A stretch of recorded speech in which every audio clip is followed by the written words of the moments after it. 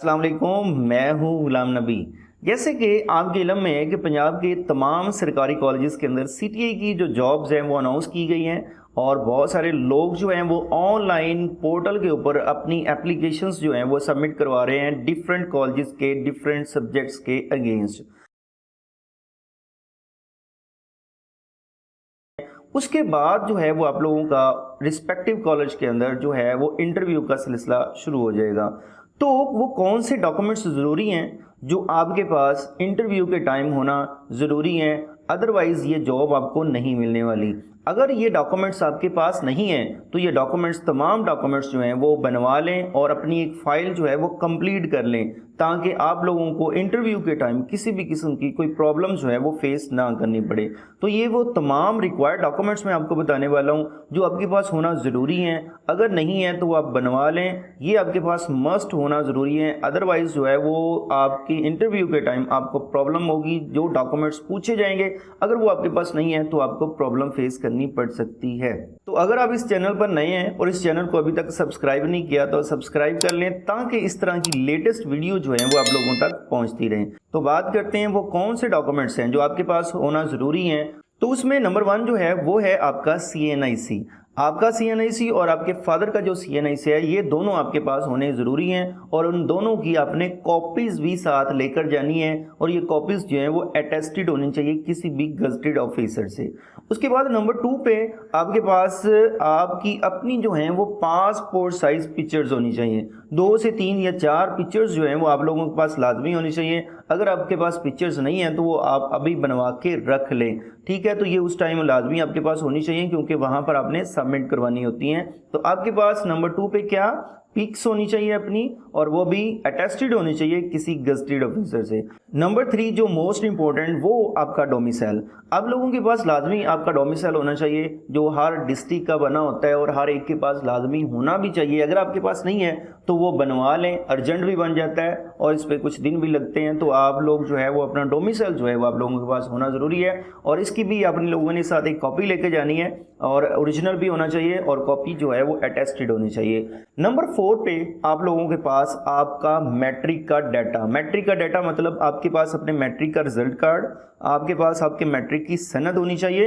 Result card और सनद की एक एक कॉपी करवा के आपने ये भी अटेस्टेड करवानी है। और अगर आपने मैट्रिक नहीं की, आपने O लेवल किया है तो फिर आपके पास O लेवल का सर्टिफिकेट होना चाहिए और वो भी अटेस्टेड होना चाहिए। नेक्स्ट नंबर 5 पे जो है वो है आपका इंटर का डाटा। इंटर का डाटा मतलब आपके पास जो है आपका इंटर का रिजल्ट कार्ड होना चाहिए, इंटर की सनद होनी चाहिए और ये दोनों जो हैं इन दोनों की कॉपीज़ करवा के आपने अटेस्टेड करवानी है। और अगर आपने इंटर नहीं किया, आपने A लेवल किया है तो फिर आपके पास A लेवल का सर्टिफिकेट होना चाहिए और वो भी अटेस्टेड होना चाहिए। उसके बाद नंबर 6 पे अगर आपने इंटर के बाद जो है वो BS किया है तो BS का आपके पास नंबर 1 DMC होना चाहिए, डिटेल मार्कशीट, ठीक है, और वो भी अटेस्टेड होनी चाहिए। उसके अलावा आपके पास BS की डिग्री होनी चाहिए। डिग्री मोस्टली मिल चुकी है और अगर आपको डिग्री नहीं मिली तो कोई मसला नहीं है, इट इज़ ओके। तो आपके पास BS का DMC होना चाहिए और आपके पास डिग्री होनी चाहिए। और अगर डिग्री नहीं है तो एक प्रोविजनल सर्टिफिकेट मिलता है यूनिवर्सिटी की तरफ से। जब आपकी डिग्री जो है वो यूनिवर्सिटी में कंप्लीट होती है तो वो आपके पास लाजमी होना चाहिए और उसकी कॉपी करवा के आपने उसको भी अटेस्टेड करवाना है। नंबर 7 पे वो चीज़ आपकी BS के बाद अगर आपने MS या MPhil किया है तो उसकी डिटेल मार्कशीट, उसकी डिग्री और उसकी जो डिग्री और डिटेल मार्कशीट की आपने क्या करनी है, कॉपीज़ करवा के अटेस्टेड करवा लेनी है। नंबर 8 पे अगर आपने PhD की हुई है तो फिर PhD का डाटा भी आपके पास होना चाहिए। वो क्या, आपकी डिटेल मार्कशीट, आपकी डिग्री जो है और इनकी कॉपीज़ करवा के आपने अटेस्टेड करवा के लेके जानी है। अब नेक्स्ट नंबर 9 पे जो है वो है एक्सपीरियंस सर्टिफिकेट। एक्सपीरियंस सर्टिफिकेट का मतलब ये है कि अगर आपने पहले कहीं पर टीचिंग की है, किसी स्कूल लेवल पर, किसी कॉलेज लेवल पर, तो आपके पास वो सर्टिफिकेट होना ज़रूरी है। अगर आपने ऑनलाइन अप्लाई करते हुए अपनी प्रोफाइल के अंदर वहाँ पर स्टेप नंबर 4 में आपने अगर ऐड किया अपना एक्सपीरियंस सर्टिफिकेट तो वो लाजमी आपके पास होना चाहिए और उसकी भी कॉपी करवा के आपने अटेस्टेड करवा के लेके जानी है साथ, ठीक है। अगर आपने ऑनलाइन अपना एक्सपीरियंस सर्टिफिकेट ऐड नहीं किया, मतलब उसको उस स्टेप नंबर 4 को वैसे ही छोड़ दिया था, तो फिर फिर आप लोगों को एक्सपीरियंस सर्टिफिकेट की ज़रूरत नहीं है, साथ कैरी करने की ज़रूरत नहीं है। तो अगर आपने वहाँ पर ऐड किया था तो फिर आपके पास वो होना भी चाहिए और उसकी कॉपी करवा के टेस्टेड करवा के लेके जानी है। इसी तरह स्टेप नंबर 5 में वहाँ पर आप ट्रेनिंग सर्टिफिकेट्स आपसे पूछे गए थे।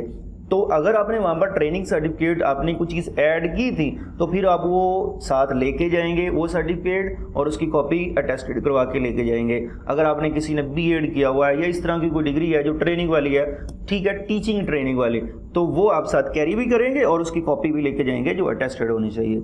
उसके बाद नंबर 11 पे पोजीशन होल्डर सर्टिफिकेट्स, मतलब आपकी पोजीशन थी कॉलेज लेवल पे या फिर बीएस में या यूनिवर्सिटी के अंदर, तो वहाँ पर मेंशन है कि अगर आपकी जो पोजीशन आई हुई है, फर्स्ट है, सेकंड है या थर्ड है, तो उसके आपको नंबर मिलते हैं। जो आपने ऑनलाइन ऐड भी किया कोई पोजीशन है तो वो सर्टिफिकेट भी आपके पास होना चाहिए और उस सर्टिफिकेट की कॉपी करवा के आपने क्या करना है, अटेस्टेड करवा के लेके जाना है। अगर आपने वहाँ पर ऐड किया कि मेरी पोजीशन आई थी लेकिन साथ आप कैरी नहीं करेंगे अपना पोजीशन वाला सर्टिफिकेट, तो फिर आप लोगों के लिए मसला बन सकता है। और जितने भी अभी तक ऊपर मैंने डॉक्यूमेंट्स आपको बताए हैं, इन तमाम सब की कॉपीज अटेस्टेड करवा के आपने लेके जानी है।